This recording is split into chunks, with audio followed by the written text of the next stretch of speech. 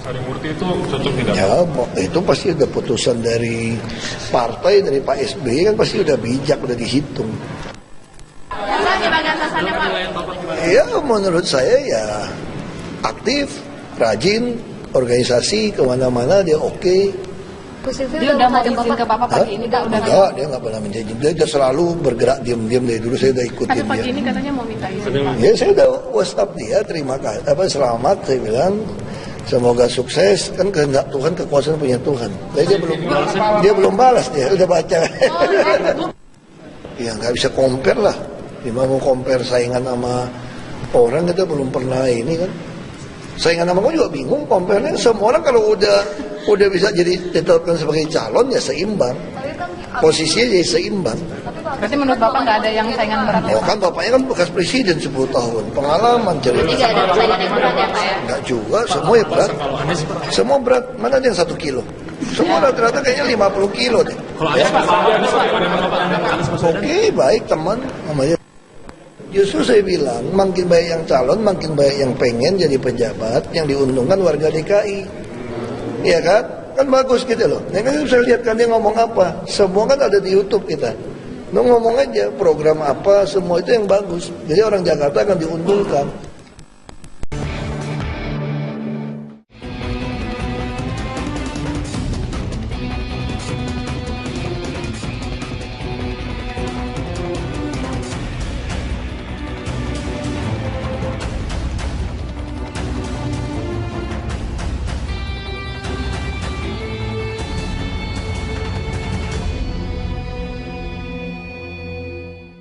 Tampilnya Agus Harimurti, putra sulung Susilo Bambang Yudhoyono yang masih militer aktif dalam pencalonan Pilkada Jakarta, membuat Panglima TNI Jenderal Gatot Nurmantio angkat bicara.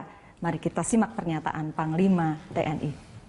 Aturan TNI, setiap anggota militer yang akan menjadi calon peserta Pilkada, maka statusnya harus mengundurkan diri dari dinas militer.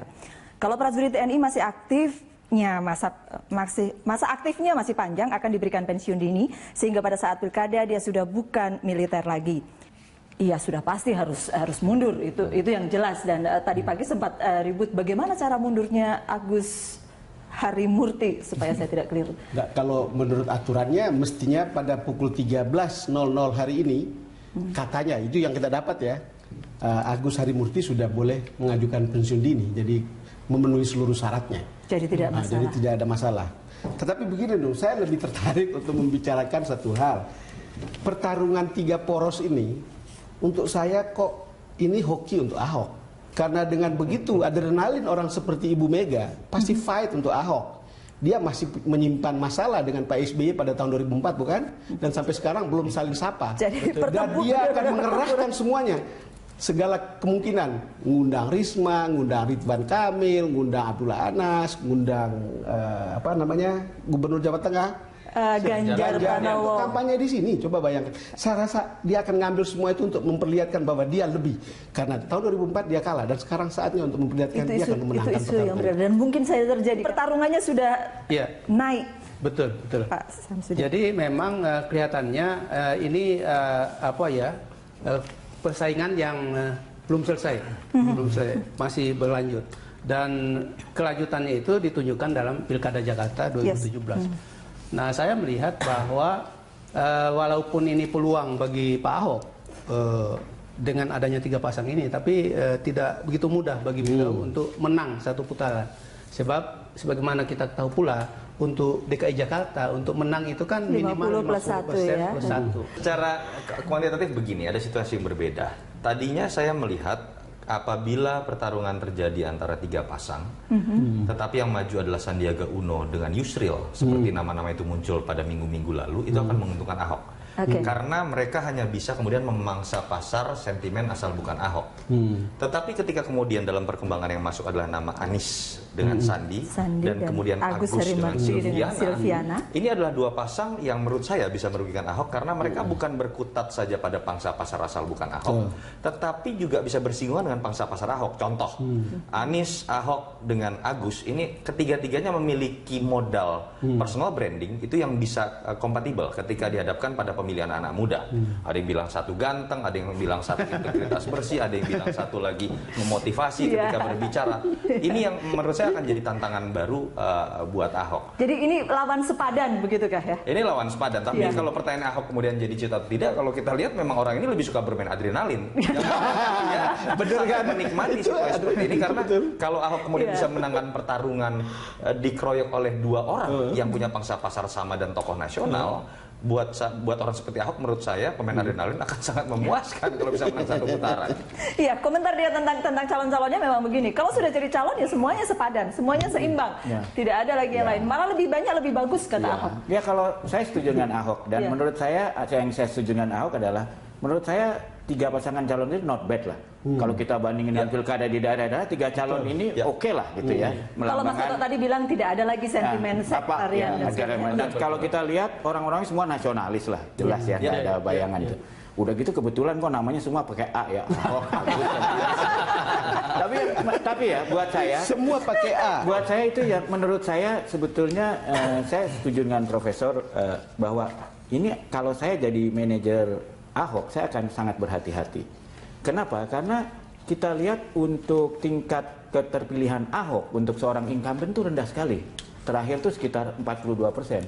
Kita ingat waktu Foke pada posisi seperti sekarang tahun 12, Foke itu 49% dan Jokowi 7%.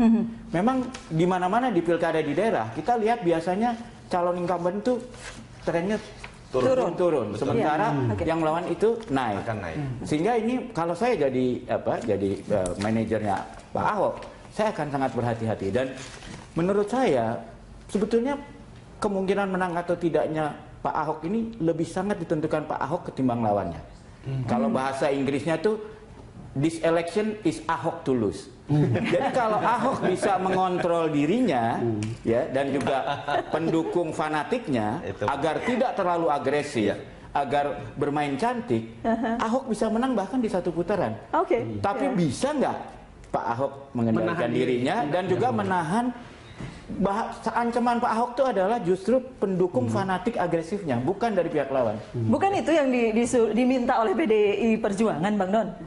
Menahan diri gitu. Ya betul, menahan diri. Tapi juga tadi Mas Toto bilang, mungkin juga kalau juru kampanye lawan adalah gunakan isu sara, justru akan terbalik gitu. Jelek-jelekin Ahok juga akan menimbulkan arus balik untuk simpati. Plus minusnya Pak Samsudin Haris dengan 3 poros ini? Iya, plus minusnya tentu saja adalah bahwa kompetisi itu lebih indah dilihat ketimbang hanya head to head, hanya 2 pasang gitu.